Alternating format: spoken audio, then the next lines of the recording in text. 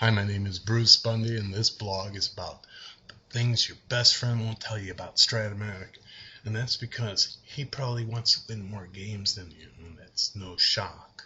And today we're going to talk about one of the fundamentals of Strat-o-matic Baseball, which is small ball. You guys have been playing the last 20 years, except for the last 4, know that you don't need small ball for the most part. We're not talking to you if you don't like it. So you could go to the next blog.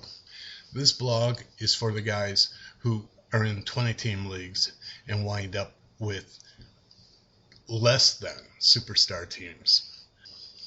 There are about 524 hitters cards in the card set. And in last year, 2009, there was 50 A bunters, 50 B bunters, and 120 approximately hit and runners.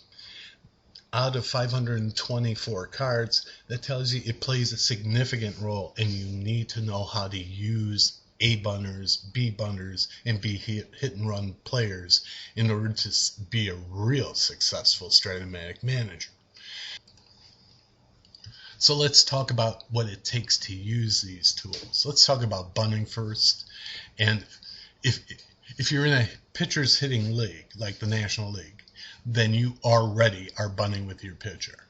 But what would be good for everybody is a good methodology would be to set a standard and study it and then adjust it accordingly. Now, a good standard is 30%.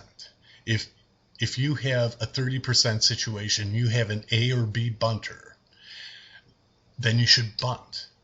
Because if you have somebody hit 300, it's an ideal situation.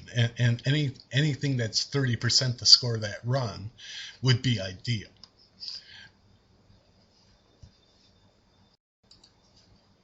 But you got to do it all the time. You can't just bunt occasionally and get a feel for what your team can do. You need to bunt all the time and then back off. Let these A's and B's work for you. Let's talk about hit and run, because that's an aspect of the game that a lot of people don't apply, and it is great. I'll tell you a couple reasons why. Certainly when you're facing the superior pitching in the league, it is paramount to take the hitting aspect off your weaker cards and put it to the hit and run chart. It reduces double play. It moves runners up at a much higher rate and allows the pitcher's card to work for you. If the pitcher is loaded with strikeout, those turn into one base advances for your runners. So if you have a bunch of B hit and runners on your team, they hit when somebody is held or the infield is in or the corners are in.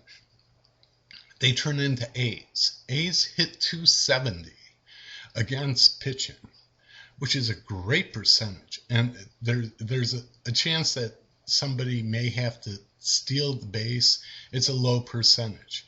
But taking the card to a 270 hitting average and turning all the strikeouts on the pitcher's card into a base advances is small ball at its best, and you need to take advantage of that. It needs to be done the same way as bunting. It needs to be done religiously and then back off to taste. If you do these things, you're going to increase your runs by a half run to a run a game easy. And especially if you're in a large league where you have 20 teams, you are carrying on your team a threshold that'll raise your level of play, and that'll beat your buddy, and he won't be happy about it, but you will be. Thanks a lot.